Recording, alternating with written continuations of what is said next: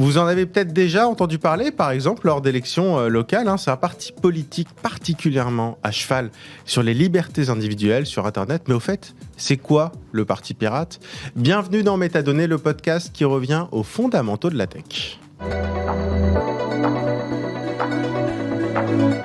Bonjour Florie-Marie. Bonjour Raphaël. Merci beaucoup d'être avec moi dans Métadonnées. Tu es présidente du Parti Pirate International et puis tu es aussi porte-parole du Parti Pirate en France, parce qu'on va en parler évidemment de ce Parti Pirate qui est un parti qui existe depuis maintenant quelques années, qui est un peu partout en Europe.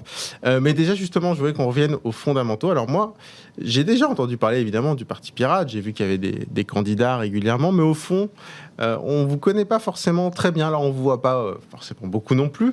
Mais est-ce que tu peux m'expliquer un petit peu comment est né ce parti ? Le Parti Pirate est né en 2006 en Suède et arrivé en 2009 en France. En Suède, il a été créé par les fondateurs de The Pirate Bay, le site internet qui permettait de télécharger illégalement. Qui, pour le coup, est un vrai site pirate, oui. illégal. On le précise quand même. Oui. Oui. Et à l'époque, on les avait qualifiés de pirates. On leur avait dit que c'était des pirates et ils se sont engagés en politique en disant OK, on est des pirates, et bien très bien, on va le porter comme une bannière. Et ils ont créé le Parti Pirate à cette époque-là. Et après, c'est arrivé en France en 2009 avec la loi Hadopi qui a généré une grosse opposition. Et donc, il y a eu une création à ce moment-là du Parti Pirate en France et partout en Europe, un peu avec les mêmes ambitions. Alors, je rappelle juste la loi Hadopi. Donc, c'était une loi qui visait à empêcher encore une fois donc, le piratage, qui fait que si on allait, alors à l'époque, c'était les torrents notamment, si on allait... Idonki, voilà. Donc, si on allait télécharger des torrents, donc des films ou de la musique piratée, et qu'on se faisait identifier, on recevait un petit courrier. Moi, j'en ai reçu un. J'en ai reçu deux. Ouais. Moi, c'était pour l'aile ou la cuisse, tu vois. Je sais pas si je peux en être très fier. C'est un super film d'ailleurs, donc si, j'en suis très fier. Mais je suis pas très fier d'avoir piraté à l'époque. Et puis bon, voilà. Donc la Hadopi en 2009, qui existe finalement quasiment plus. Mais c'est vrai qu'à l'époque, on en avait beaucoup parlé. Ça existe toujours à travers l'ARCOM. C'est l'ARCOM qui existe aujourd'hui et qui continue à militer contre le téléchargement illégal. J'ai vu qu'il y avait une promotion en ce moment diffusée sur France Télévisions, une promotion, une sorte d'annonce très très mal, je trouve très mal engagée, où on compare le fait de télécharger illégalement sur des sites internet illégaux à une maladie psychologique. Je trouve que c'est très psychophobe et absolument pas du tout approprié. Mais alors, juste, je reviens sur globalement. Donc, Suède, Pirate Bay, c'est illégal. En France, on est si je raisonne, je suis anti-piratage. Ouais. Donc je suis pro-piratage, je m'appelle Parti Pirate. Ouais. Donc, moi, la question quand même que je me pose, c'est est-ce que le Parti Pirate est pour le fait de pirater illégalement ? Est-ce que c'est une revendication, un droit à l'illégalité ? C'est un peu bizarre de dire ça, ça ne veut pas dire grand-chose. C'est pas vraiment un droit à l'illégalité, c'est un droit au partage de la culture, au partage libre de la culture et des connaissances. Mais il faut rémunérer les gens. Oui, il faut rémunérer les gens, et c'est pour ça qu'on milite pour le revenu de base. Donc on a dans notre programme politique, on a le principe du revenu de base, le fait qu'on estime que tout le monde devrait avoir un revenu minimum garanti. Pas que les artistes, tout le monde, on est d'accord. Tout le monde, mais aussi les artistes. Et du coup, nous, on milite surtout, on milite pour les artistes, mais on milite surtout contre les ayants droit et contre les personnes qui vont, pas tous les ayants droit du coup, mais les personnes qui vont se faire énormément d'argent sur le dos des artistes. Toutes les strates intermédiaires. C'est ça, les grossistes de la culture, en gros. Ouais, c'est-à-dire les maisons de disques, les gros ayants droit, la distribution, j'imagine aussi un petit peu. Oui, les héritiers aussi, parce qu'on estime qu'à partir du moment où l'artiste est décédé, son œuvre devrait aller dans le domaine public et pas 70 ans ou 100 ans après. Après sa mort ou sa naissance ? Après sa naissance, je ne sais plus si en général, on a le temps d'avoir au moins 2 générations après. Quoi. Oui, mais là, c'est pas normal. À partir du moment où l'artiste est décédé, pendant sa vie, qu'il puisse bénéficier de son art pour pouvoir vivre, pourquoi pas, c'est une bonne chose, bien sûr, mais une fois qu'il est décédé, il n'y a pas de raison que ses enfants bénéficient de ce que les parents ont fait. Parce que là, dans ce cas-là, on se retrouve dans une société qui est complètement injuste et inéquitable. Et en plus, les œuvres culturelles devrait être du domaine public dès la mort de l'artiste ou même avant. Mais bon, le Parti Pirate n'est pas encore allé aussi loin dans son programme, mais en tout cas, nous, on milite pour l'accès libre à la culture et aux connaissances. Oui, mais alors justement, donc ça a été créé comme une opposition, alors comme quelque chose de militant sur un point très précis finalement, qui est la question finalement de la culture et de l'accès à cette culture via Internet. Mais pourquoi est-ce que c'est devenu un parti ? Parce qu'un parti politique, ça a quand même vocation in fine à gouverner et donc à régir l'ensemble des sujets de la société. Donc pourquoi est-ce qu'on part de ça et qu'on va en faire un parti et qu'on ne reste pas juste finalement une sorte d'association qui milite sur l'accès à la culture, pour l'accès à la culture? On disait un peu la même chose des Verts, qui était à la base un parti qui militait pour l'environnement, et puis on se rend compte aujourd'hui que l'environnement c'est un sujet transverse. Internet, qui est un sujet important aussi pour le Parti Pirate, c'est le sujet du Parti Pirate. Aujourd'hui, Internet c'est un sujet complètement transverse. On a Internet dans tous les domaines de notre vie. On utilise Internet au quotidien. Même le numérique en général, d'ailleurs. Le numérique en général, la technologie, les nouvelles technologies en général, et le fait qu'on soit tous hyper connectés au quotidien, mais tous sans exception. C'est-à-dire qu'on a tous un téléphone, on a tous un ordinateur qui est connecté à Internet, et on peut aujourd'hui, dans la rue, se connecter à Internet. La plupart des démarches, de plus en plus de démarches se font maintenant sur Internet, les démarches administratives, les démarches légales. Donc, on a de plus en plus une présence de tout le monde sur Internet, et il y a un moment où il faut se poser la question de comment est-ce qu'on gère cette présence-là. Nous, au Parti Pirate, on a une réflexion autour de ça. On se pose des questions autour, effectivement, du partage de l'accès libre à la culture et aux connaissances, mais aussi des données individuelles, des données personnelles, de la vie privée, de la façon dont on va prendre des décisions aussi collectivement, parce qu'aujourd'hui, on fait démocratie à travers des représentants, mais demain, on pourrait très bien faire démocratie à travers une utilisation raisonnée et raisonnable d'Internet. Je ne parle pas du vote électronique, on pourrait en parler, mais d'une autre manière. Donc c'est un prisme, vous avez, comme les Verts voient tout, entre guillemets, par le prisme écolo, vous dites, non, notre prisme, c'est le numérique, et par le numérique, c'est avec le numérique qu'on va s'attaquer, entre guillemets, au problème de notre société. Alors, juste concrètement, Parti Pirate, vous êtes combien ? Il y en a un peu partout dans le monde, plutôt en Europe ? Alors, beaucoup en Europe, majoritairement en Europe, parce que c'est arrivé de Suède. Ça vient de Suède. C'est un parti qui a eu beaucoup de vocations en Europe, beaucoup aussi intéressant en Asie et en Amérique latine, et en Amérique du Nord aussi, un peu, beaucoup moins, mais on a aujourd'hui en France, on a à peu près 500 adhérents, sachant qu'une adhésion au Parti Pirate français, c'est quelque chose de très engageant, parce qu'on rentre dans l'Assemblée permanente, donc ça veut dire qu'on va être en capacité de décider du programme. Quand on est adhérent, en fait, on est militant. Exactement. On n'est pas seulement adhérent. On est adhérent, mais actif, en fait. On n'est pas passif, comme dans la plupart des partis traditionnels aujourd'hui, où vous allez adhérer, vous allez juste même pas payer de cotisation la plupart du temps et être inscrit. En fait, les partis politiques aujourd'hui, la plupart d'entre eux, c'est des listes de diffusion. Nous, on est un vrai parti politique avec une vraie réflexion collective de tous les membres. Donc, tout le monde peut participer vraiment à l'orientation programmatique de notre organisation, de notre parti politique. Et donc, au niveau européen, il y a beaucoup de partis dans beaucoup de pays différents. Les deux plus gros, on va dire, les deux plus grosses organisations politiques aujourd'hui, c'est en Allemagne, historiquement, et on a, je crois, entre 25 et 30 000 membres en Allemagne. Et en République tchèque aussi, de plus en plus, où là, on va avoir même deux ministres et des députés. On a 3 députés européens en République tchèque et en Allemagne. Et pourquoi il y a la République tchèque ? Enfin, je sais pas, moi, ça me paraît en République inattendu. Tchèque, dans tous les pays, il y a des gros sujets sur lesquels se positionnent les pirates en priorité. En République tchèque, le gros sujet, c'est la corruption. Donc, tous les partis pirates dans le monde militent contre la corruption politique et la corruption au sens large. J'ai envie de dire presque tous les partis politiques, en théorie. Quand on regarde les partis politiques en France, qu'ils militent contre la corruption, ça m'étonnerait beaucoup, parce qu'ils sont quand même tous beaucoup très corrompus. Ça, je te laisse la responsabilité des propos. Je suis complètement, absolument à 100% dans ce propos-là. Et je l'ai déjà dit, mais en France, on s'en fiche un peu de la corruption, donc c'est pas vraiment un sujet... Tu veux dire que c'est pas au cœur, c'est pas aussi important que ça devrait l'être. Nous, c'est important pour nous, on signe la charte à April, on est vraiment anticorps. On est vraiment on est vraiment ultra engagé contre la corruption globalement, mais en République tchèque, c'était vraiment un vrai sujet de société qui faisait qu'il y avait une défiance envers la politique, et donc les pirates se sont positionnés contre la corruption là-bas, et sur tout un tas d'autres sujets aussi. Et finalement, ils ont réussi à s'imposer un peu plus qu'ailleurs. Oui, ils ont réussi à se faire entendre, et ils ont travaillé aussi beaucoup avec les mouvements municipalistes là-bas, et donc ils se sont retrouvés assez vite au pouvoir finalement, et ils ont bénéficié aussi d'un système électoral qui est plutôt favorable pour les petites organisations, en tout cas pas aussi défavorable que le nôtre en France. Et du coup, c'est quand même assez original, parce que autant au niveau européen, les partis, quand ils sont ensemble au Parlement européen, ils ont des alliances entre eux, avec Renaissance, Renew Europe, il y a entre guillemets des surgroupes, des métagroupes. Oui, c'est ça.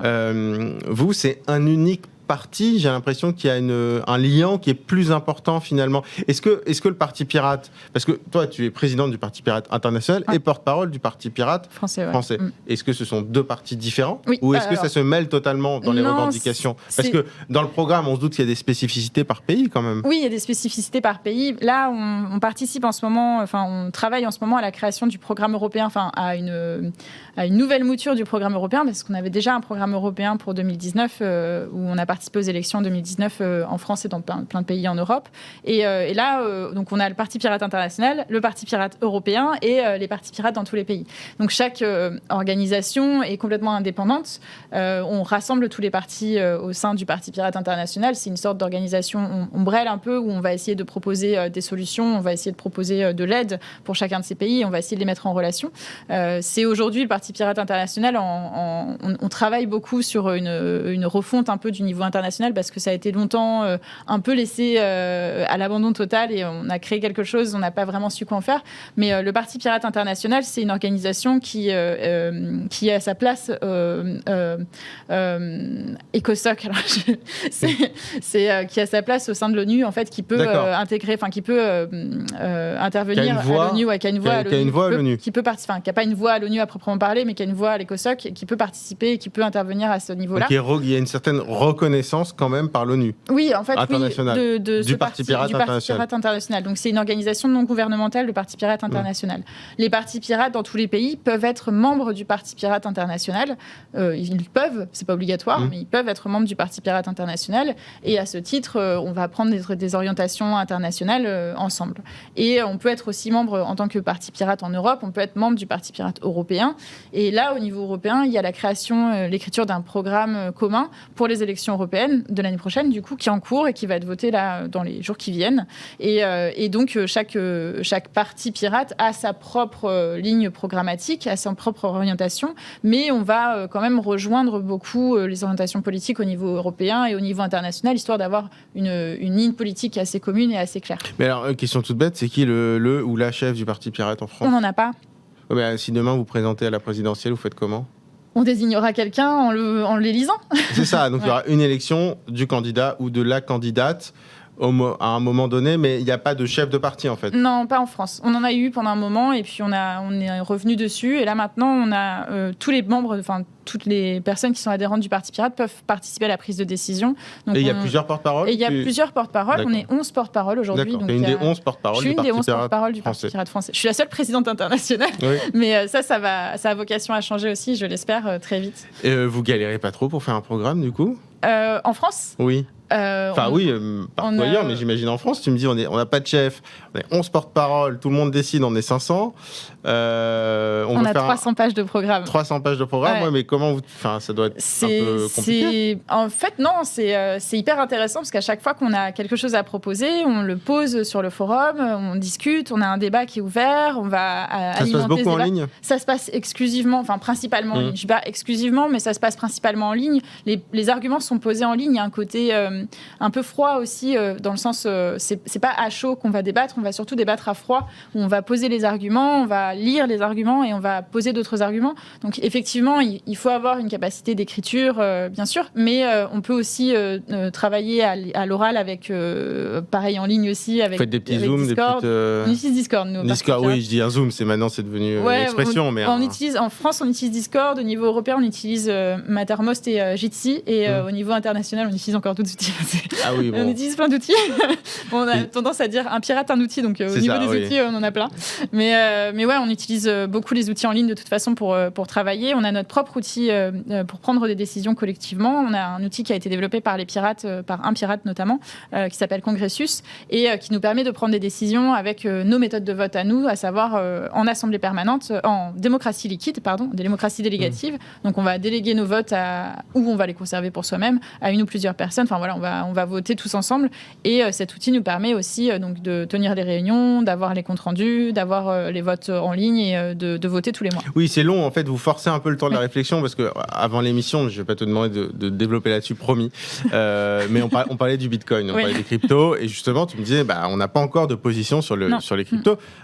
pourtant le Bitcoin, ça fait quand même un moment que ça existe. Un moment que ça existe, donc tu attends d'en discuter. On en discute vous en discutez, mais tu attends qu'il y ait une position qui fasse consensus pour ensuite t'exprimer. Mais je trouve que c'est un bon exemple. Je te demande pas évidemment d'en parler sur le contenu, sur le fond, mais sur la forme, c'est intéressant. Sur la forme, en fait, oui, c'est ça. C'est que, moi, j'ai pas toujours un avis sur tout. Hein. Non, mais à titre personnel, t'as forcément un avis. Je commence à avoir un avis sur la question. On en parlait tout à l'heure. Oui. Mais je commence à avoir un avis. Je commence à comprendre un peu comment tout ça fonctionne et je commence à me faire un avis sur le sujet.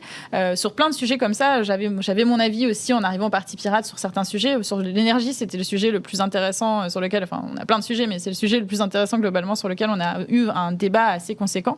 Et donc, on va avoir plusieurs personnes qui vont avoir un avis sur le sujet et qui vont venir avec cet avis et qui vont débattre sur la question. Et au final, nous, ce qu'on va essayer de faire, c'est de trouver une position qui soit consensuelle, qui représente l'avis général de tout le monde, qui permet à tout le monde de s'y retrouver sans pour autant être complètement... je ne vais pas dire clivant, parce que oui, on peut être très clivant sur certains sujets. On est en faveur de la légalisation du cannabis. Il y a des sujets sur lesquels on est peut-être un peu clivant. Mais sur certains sujets, on va essayer de trouver une position consensuelle. Donc sur les crypto-monnaies, sur Bitcoin et globalement sur la blockchain, on va, nous, d'abord réfléchir au sujet, se poser des questions, peser le pour, peser le contre. Et c'est ce qu'on fait en ce moment. Ça fait un moment que ça dure, parce qu'il y a beaucoup, beaucoup de personnes qui veulent intervenir sur ce sujet-là. Et on a, pour le moment, pas eu on a eu personne qui a fait une proposition concrète de point de programme. Il faut que quelqu'un se saisisse du sujet, fasse une proposition concrète et que cette proposition soit soutenue par plusieurs personnes, ce qui n'est pas encore arrivé. Donc c'est les sujets plus que les personnes, en fait. C'est les sujets plus que les personnes. Oui, les compétences, j'imagine. Et du coup, aussi. c'est vrai que il faut aussi prendre un certain recul, parce que c'est vrai que c'est compliqué, parfois, quand on arrive au Parti Pirate avec un avis, de se dire, moi, c'est mon avis, mais c'est pas moi, c'est l'avis en question, c'est le sujet, c'est pas moi qui suis concerné quand je vais dire, mais moi, je suis pas d'accord avec ton avis. Je suis pas d'accord avec ton avis, je suis pas d'accord avec ce que tu dis, mais c'est pas pour autant que je te déteste ou que je te hais ou quoi que ce soit. Donc ça impose aussi une certaine forme de recul sur les positions qu'on peut avoir. Oui, c'est le contraire de Twitter, en gros. Ouais, carrément. Si on veut résumer, c'est on prend Twitter, on fait le contraire. C'est exactement ça. Voilà. Alors, malgré tout, il y a évidemment des gens qui représentent le Parti Pirate, parce qu'il faut bien présenter des candidats à certaines élections. Alors, en France, vous présentez à quel type d'élection ? Je ne sais pas si vous avez déjà essayé un jour d'avoir un parrainage pour la présidentielle, on a essayé, ou si vous en avez eu un, ou non, si vous n'avez pas eu. Non. Mais alors, du coup, d'autres élections, est-ce que vous avez des élus en France, je sais pas, au niveau régional, municipal? Oui, on a des élus municipaux. On a un élu à Marseille, on a une élue à Strasbourg, on a un élu à Besançon, on a... toujours dans la majorité, là, pour les 3 villes que je viens de citer. Après, on a des élus aussi dans certaines oppositions, à Fécamp, on a un élu aussi à Saint-Mars-d'Outillet, dans la Sarthe. Donc, c'est très spécifique. Mais c'est intéressant, parce qu'il y en a quand même... Alors, bon, Paris, c'est particulier, mais finalement, c'est quand même assez bien réparti, entre guillemets. Il y en a un peu partout, quoi. Ouais, c'est ça. C'est aussi la grosse difficulté qu'on a eue, nous, en étant au Parti Pirate, c'est qu'on n'avait pas la possibilité de tous se réunir au même endroit, mais on avait quand même besoin de tous pouvoir parler ensemble. Et donc, on a créé cette organisation vraiment en ligne pour pouvoir vraiment tous parler ensemble. Et donc, on a des personnes qui sont membres du Parti Pirate, qui sont au fin fond de n'importe quel département en dehors de la région parisienne. Et on a des gens aussi qui sont à l'extérieur de la France. On a des gens qui sont un peu partout. J'avais un ami qui était au Canada il n'y a pas très longtemps et qui est revenu là, qui est membre du Parti Pirate, qui est revenu il y a 2 semaines, mais qui était au Canada et qui a passé 1 an au Canada. Donc, lui aussi voulait participer au Parti Pirate. Et donc, cette technique qu'on a aujourd'hui de développer, de dialoguer en ligne, nous permet vraiment d'inclure le plus possible toutes les personnes qui veulent vraiment participer, et pas seulement les Parisiens, les Bretons, les Alsaciens. Il y a vraiment tout le monde qui peut venir et participer au débat. Si on en vient un peu au programme, justement, parce que apparemment vous discutez beaucoup pour vous mettre d'accord, donc on va quand même parler de ce sur quoi vous êtes d'accord, sur vos revendications. C'est quoi? Alors évidemment, donc on parlait de l'accès à la culture, notamment sur Internet. C'est quoi vos grandes lignes?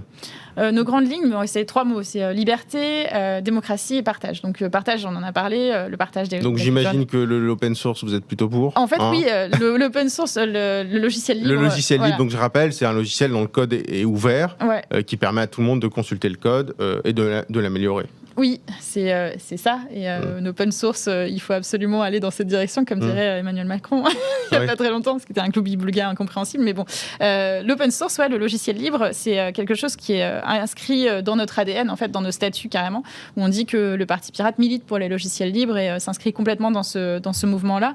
Donc nous, on est très favorable à ça. On souhaiterait, et on met en place même le logiciel libre dans les organisations dans lesquelles on a des élus, autant que faire se peut. Donc on a de plus en plus de logiciels libres, de plus en plus de militants qui... j'ai du mal. On essaye, nous, en tout cas, de développer le logiciel libre dans les institutions dans lesquelles on a des élus. Mais donc en fait, à chaque fois que vous avez quelqu'un qui est sur place, c'est une de ses missions, en gros, c'est de pousser un petit peu le logiciel libre. C'est ce que nos élus font la plupart du temps. Et ça marche ? Ouais, en fait, oui. Ouais. Paradoxalement, oui. Notre gouvernement a choisi, notre État a choisi d'aller vers Microsoft et de mettre en place Microsoft partout unilatéralement. Mais quand on a les organisations, les institutions qui prennent des décisions et qui prennent des orientations d'aller vers le libre et l'open source, on a de plus en plus Il suffit simplement de former les gens, en fait. Même au niveau local, finalement, on a presque plus de facilité parce qu'au niveau national, c'est des grosses machines, mais au niveau local, on peut peut-être convaincre le maire. S'il y a une volonté politique d'aller dans cette direction-là, oui. Au niveau local, les maires ont envie, souvent quand ils prennent des pirates avec eux sur leur liste, ce qui est le cas de nos élus dans les grandes villes que j'ai citées tout à l'heure, les maires et les municipalités ont envie d'aller dans cette direction-là. Oui, c'est qu'ils ont une sensibilisation déjà. En général, quand je prends quelqu'un du Parti Pirate sur ma liste, c'est qu'a priori, je suis plutôt pour l'open source. C'est ça, et c'est pour ça que nos élus ont des facilités à mettre en place ce genre de système, ce genre de logiciel dans les institutions dans lesquelles ils sont. Donc on a de plus en plus, en tout cas là où nous on milite, ou là où nos militants, nos adhérents sont présents, on a de plus en plus de collectivités qui vont dans cette direction-là. C'est vrai qu'au niveau local, c'est plus facile parce qu'il y a moins de personnes à convaincre déjà, et puis on a moins de lobbies finalement au niveau local qui vont s'opposer à notre... Petit. Voilà, c'est ça. Ils ne vont pas s'intéresser à Microsoft, ils viennent pas... Ils vont pas aller dans la Sarthe pour dire ça, non, ils vont pas dans la Sarthe Microsoft. C'est ça.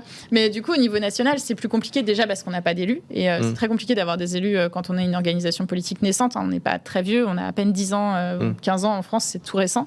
Et c'est très compliqué d'avoir de la place au niveau national. Et c'est très difficile aussi d'être entendu. Et quand on est entendu, c'est vrai que c'est pas si évident que ça de défendre les logiciels libres face aux grands groupes. Nous, on n'a pas d'argent. Eux, ils ont de l'argent. Donc, ils sont présents au quotidien. Ils peuvent payer même les gens, même leur filer des places pour aller voir des concerts et tout, pour qu'ils votent des lois qui vont dans le sens des grands groupes. Grands groupes, je pense à Google, à Microsoft, enfin les GAFAM globalement. Et nous, on n'a pas d'argent, on est tous bénévoles, on n'est pas salariés, il faut qu'on convainque à la force de notre poing. Ouais, c'est ça. Donc c'est difficile en fait de convaincre les gens qu'il faut aller dans cette direction-là, quand de l'autre côté on est face à Google. Donc forcément, on a beaucoup de mal à convaincre le gouvernement, les députés et les sénateurs de voter ce genre de proposition. Alors justement, on parlait notamment d'un mouvement qui est assez européen et des sujets qui vous tiennent à cœur. Il y en a un, c'est, j'imagine, la vie privée. Oui. C'est très important. Oui. On a de la chance. Enfin, a priori, moi, je peux croire qu'on a de la chance. Il y a le RGPD. En Europe, on dit souvent qu'on est très bien protégé. Est-ce que là-dessus, le programme pour la protection de la vie privée, c'est quelque chose, c'est un combat, pardon, j'ai dit le combat pour la protection de la vie privée, c'est quelque chose qui est gagné? Est-ce qu'il y a encore beaucoup de choses à faire? Il y a encore énormément de travail pour gagner ce combat sur la vie privée, déjà parce que oui, effectivement, il y a le règlement général pour la protection des données qui a été voté au niveau européen il n'y a pas très très longtemps. Mais qui embête pas mal les boîtes. Quand on parle avec les boîtes, ce qui montre quand même qu'il sert à quelque chose, c'est-à-dire que souvent, les boîtes qui ne connaissaient pas, c'est depuis 2018, elles commencent à recruter des gens spécialisés là-dedans parce qu'elles commencent à comprendre que c'est assez contraignant pour elles. Oui, mais c'est intéressant. Enfin, c'est intéressant de voir que de plus en plus, les boîtes, déjà, elles sont contraintes de toute façon à appliquer ce règlement, mais qu'elles se posent aussi des questions sur ce sujet-là et qu'elles interviennent, qu'elles commencent à se demander si leur façon, à elles, de gérer les données privées n'est pas problématique, les données personnelles n'est pas problématique. Et c'est bien, en fait, c'est dans un sens... C'est bien qu'on aille dans cette direction parce que on se sensibilise aussi, chacun d'entre nous, à la gestion de notre vie privée et à la gestion de nos données personnelles, c'est un sujet très important. aujourd'hui, la plupart des gens ne se rendent pas compte que les données personnelles, nos données personnelles, sont des données qui sont très sensibles et qui peuvent nous porter préjudice si elles sont connues et si elles sont publiques ou rendues publiques. Et on ne se rend pas compte non plus du marché qu'il peut y avoir autour de ces données personnelles. La vie privée, justement... Il suffit de voir les valorisations de Facebook et de Google. Exactement. On a une idée du marché. On utilise aujourd'hui Google ou Facebook de manière complètement gratuite. On ne paye pas pour ces services-là. Comment est-ce qu'ils gagnent énormément d'argent ? C'est en vendant nos données personnelles, en vendant les données de vie privée. Pour le parti pirate, il faudrait que Facebook soit payant et plutôt, qu'on puisse choisir de payer, de ne pas donner nos données personnelles, justement. Non, bien sûr que non. Oui, justement, c'est quoi du coup le modèle que vous préconiseriez sur les réseaux sociaux ? Le modèle qu'on préconise, nous, bien sûr, c'est des réseaux qui soient complètement décentralisés et ouverts et où il n'y aurait pas une volonté de faire payer les utilisateurs tout en ayant une volonté aussi de capitaliser sur les données privées des utilisateurs. Il faut bien payer. Alors, je vais même pas aller au stade de gagner de l'argent. Oui, non, mais il faut payer les infrastructures. Il faut payer les infrastructures, il faut payer les modérateurs, parce que voilà. Je suis d'accord. Éventuellement, il faut gagner un peu d'argent quand même. Alors, je suis complètement d'accord. Et c'est pour ça que nous, on a tendance plutôt à promouvoir des réseaux comme Mastodon, qui est un réseau complètement décentralisé et qui est géré par les gestionnaires des instances qui sont la plupart du temps bénévoles. Aujourd'hui, on a très, très peu, voire aucune instance qui est gérée par des personnes qui sont payées pour ça. Et alors après, avec les énormes risques que ça peut avoir... C'est ça, parce que quand tu es sur un canal Mastodon, c'est géré par les bénévoles, mais enfin sur la modération, les choses comme ça, voilà, tu rentres dans un canal, tu dépends du bon vouloir de la personne qui gère ce canal. Je suis complètement d'accord, sauf qu'on est sur les mêmes sujets que pour Twitter. Sur Twitter, on a une modération qui est très aléatoire et qui est un peu à la tête du client aussi. Oui, donc, voilà, qui est quasiment, à mon avis... je parle en connaissance de cause. Oui. Je me suis fait exclure de Twitter il n'y a pas très longtemps. Je me suis fait bannir définitivement de Twitter en avril dernier. Pourquoi ? Parce que j'avais publié un tweet... Alors, je ne sais pas si... ouais, je vais le dire. J'avais publié un tweet qui disait bonjour à tous, enfin le genre de tweet où on dit bonjour à tout le monde, sauf oui. Voilà. Et j'ai dit, j'étais un peu énervée parce que je m'étais fait traiter d'un nom d'oiseau la veille par un homme qui est réputé misogyne dans notre organisation politique, et donc quelqu'un qu'on essaye de virer le plus possible. Enfin voilà, au niveau international, au niveau français ça va, au niveau international c'est encore un peu compliqué. Et donc je m'étais fait traiter d'un nom d'oiseau par cet homme-là, et le lendemain je me suis réveillée un peu remontée, je dis bonjour à tout le monde sauf aux connards misogynes. Sauf au connard misogyne. Oui, ça va. Enfin, bon, j'ai pas fini. À qui je prévois de faire, de couper les couilles et de les faire bouffer de les napper d'une sauce règle et de leur faire bouffer. Enfin, D'accord, c'était un programme. En gros, c'était un programme un peu précis. Et donc, tu t'es fait bannir. Je me suis fait bannir à cause de ce tweet-là. D'accord. Et pendant 2 semaines. Et au bout de 2 semaines, j'ai reçu un message qui me disait, désolé, on s'est trompé. C'était pas en fait une raison de bannissement, machin. Sauf que moi, je me suis fait bannir et je me suis fait rétablir parce que je pense que des gens sont allés voir Twitter en disant faites gaffe quand même, vous avez banni la présidente du Parti Pirate International. Entre guillemets, t'avais des petits relais, quoi. Voilà, oui, c'est exactement ce qui s'est passé. Enfin, c'est ce qu'on m'a expliqué. Il y a des personnes qui sont allées plaider ma cause. Mais d'autres personnes se sont fait bannir pour beaucoup moins que ça.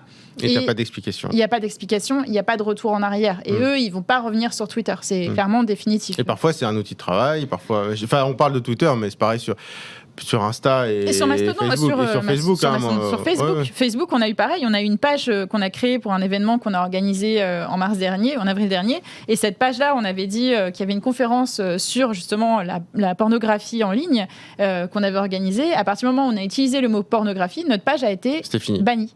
On a été bannis. D'où le fait que vous militiez vraiment pour des réseaux décentralisés et plus dépendants d'une décision et parfois qui peut sembler arbitraire.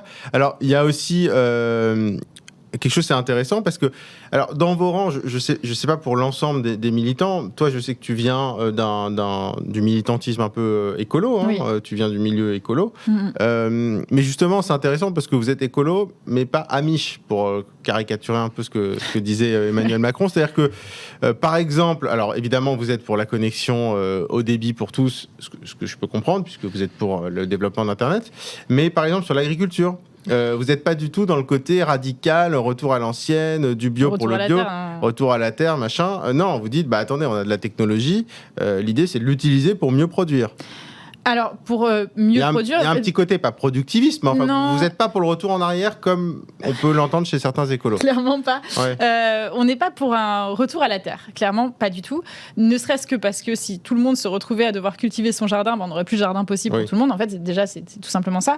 Effectivement, on part du principe que les technologies peuvent être aussi d'une grande aide dans la production de nourriture pour toute la population qui en a besoin aujourd'hui.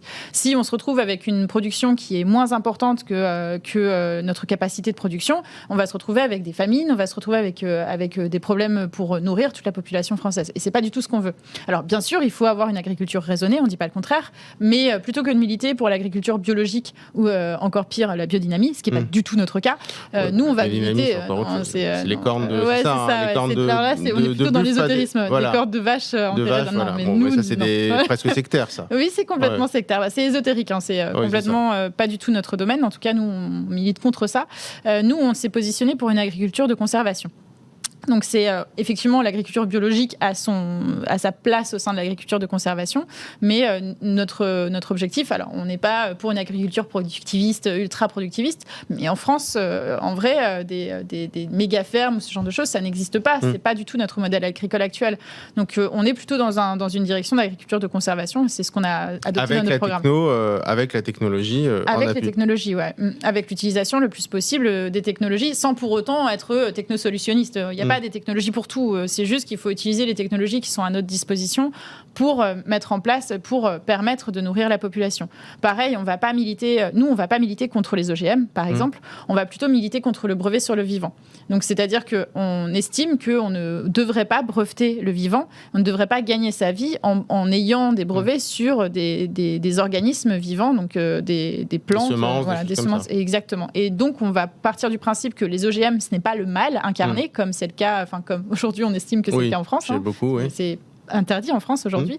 Nous, on va partir du principe que les OGM, ça peut être bien, que tous les OGM ne se valent pas, que tous les OGM ne sont pas forcément bien, mais qu'on doit pouvoir avoir la possibilité d'y réfléchir et d'y penser et d'en avoir dans notre agriculture en France. Et puis, il y a un dernier point que je trouve intéressant aussi, c'est sur le e-sport. On a beaucoup parlé du e-sport récemment, notamment il y avait une compétition de Counter-Strike à Bercy, donc c'est en train de vraiment s'étendre, c'est en train d'avoir une reconnaissance, c'est déjà le cas pour beaucoup, mais pour le très grand public, pas forcément encore. Vous militez vachement aussi pour le e-sport. Oui, pour vous, c'est important. On a toujours pas mal de militants et de militantes qui sont en faveur et qui souhaitent faire plus de place à l'e-sport dans la politique et dans notre programme au sein du Parti Pirate. On a eu un équipage e-sport qui a pris des positions sur le sujet où on souhaite avoir un véritable encadrement équipage. Un équipage, ouais. Et c'est quoi un équipage ? Alors, un encadrement des professionnels du sport. D'accord. De l'e-sport. Donc, c'est pour finir ma phrase. Un équipage, c'est qu'on a plusieurs thématiques qui peuvent être traitées par des équipages au sein du Parti Pirate. Donc, c'est une équipe de travail, un groupe de travail qui va se créer au sein du parti pour travailler exclusivement sur un thème et permettre à toutes les personnes qui veulent travailler sur ce thème-là de se retrouver, d'avoir un espace de travail dédié. C'est pas des gens qui vont prendre des décisions sur un sujet. Il y a toujours cette métaphore du bateau. Du bateau, ouais. Mais c'est une sorte, c'est comme une commission, comme un comité qui va travailler sur un thème et qui va proposer des points de programme. Donc, on va s'organiser pour proposer des points de programme. Après, n'importe qui peut proposer un point de programme du moment qu'il est soutenu par 2 autres personnes. Donc, il faut être 3 pour proposer un point de programme. Mais un équipage va vraiment organiser le travail et va permettre d'avoir un peu plus de rigueur, enfin pas de rigueur, mais un peu plus de facilité pour un nouveau membre pour rejoindre et pour travailler sur ce sujet-là. Dernière question, vraiment la dernière cette fois.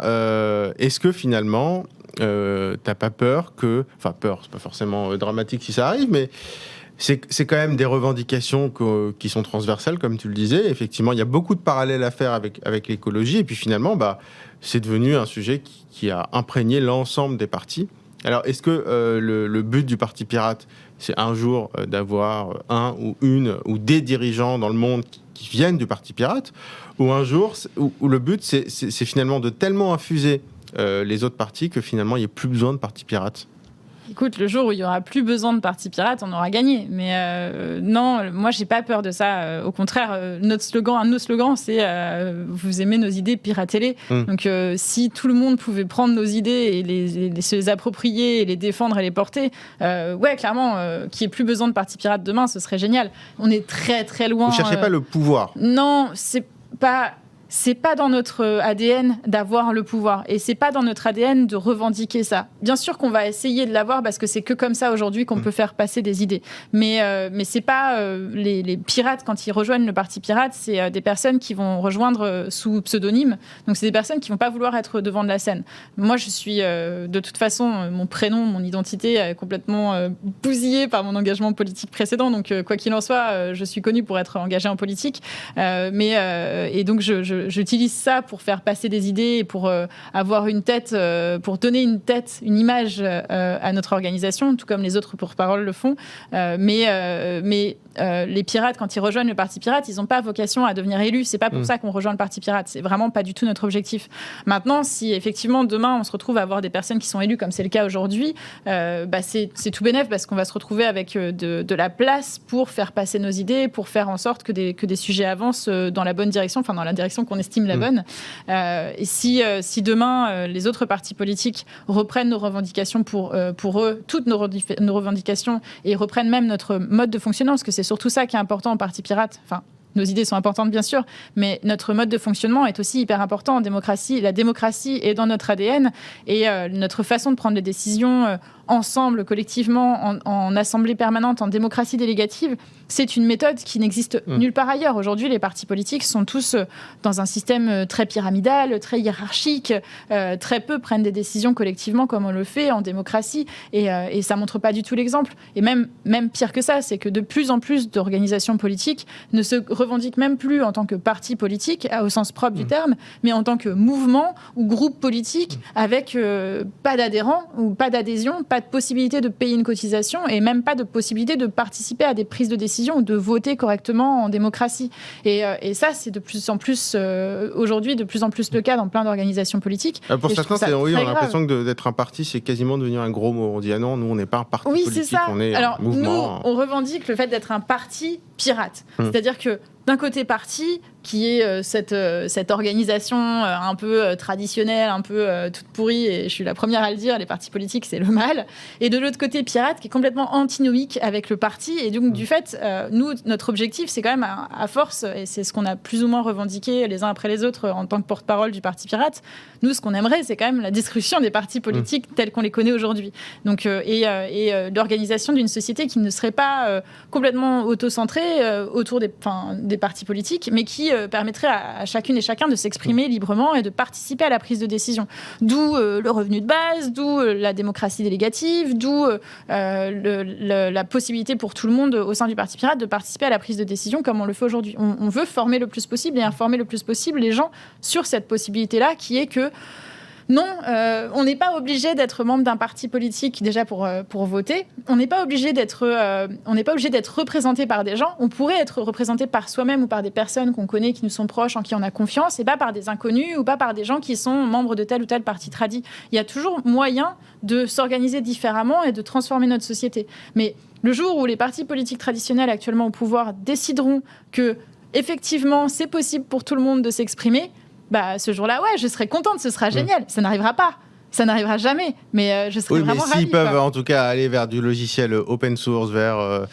oui, mais ce sera qu'une petite partie. Une redistribution de comment dire, des accès à la culture. Bon, ce sera quand même pas mal pour vous. Oui, ce sera bien sûr, mais on n'aura fait qu'une toute petite partie du chemin. Il nous restera encore des kilomètres à parcourir et c'est pas les partis qu'on a aujourd'hui au pouvoir qui feront ça.